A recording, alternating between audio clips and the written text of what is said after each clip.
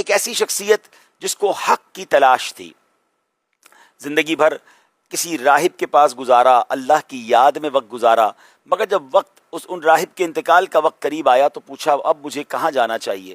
انہوں نے ایک اور راہب جو دنیا سے دور رہ کر اکیلے میں اللہ کی یاد کرتے تھے، کیونکہ ہر طرف کفر کا دور تھا، تو اب جناب وہ جو شخصیت ہیں وہ دوسرے راہب کے پاس چلے گئے، وہاں زندگی کا وقت گزارا۔ اب ان راہب کے انتقال کا وقت بھی قریب آ گیا۔ جس شخصیت کی میں بات کر رہا ہوں، اللہ نے ان کو بڑی طویل عمر سے نوازا، تقریباً ایک روایت کے مطابق 250 سال آپ کی عمر مبارک تھی۔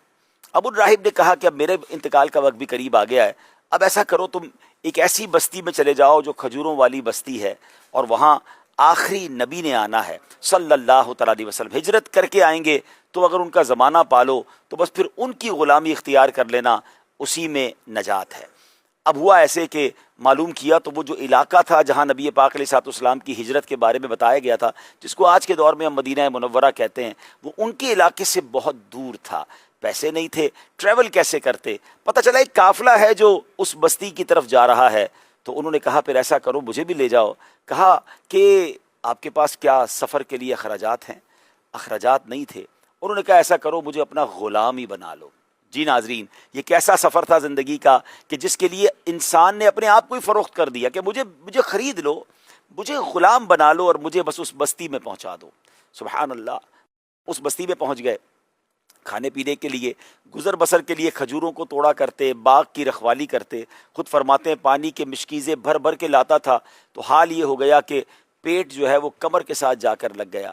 اور اب جناب ایک وقت آیا کہ خبر ملی کہ مسلمانوں کے آخری نبی علیہ السلام، یا ایک کوئی شخصیت ہے جو اللہ کا نام لیتے ہیں، اور وہ اس بستی میں آ چکے ہیں۔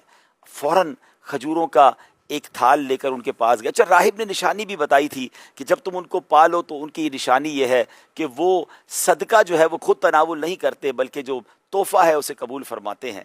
تو بہرحال وہ کھجوروں کا تھال لے کے ان کے پاس جاتے ہیں، پیش کرتے ہیں کہ حضور یہ صدقہ ہے، تو حضور علیہ السلام نے اپنے غلاموں کو کھلا دیا، ایک نشانی پوری ہو گئی۔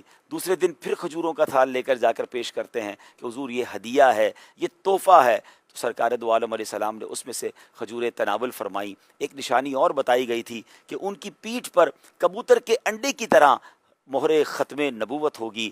اللہ اکبر۔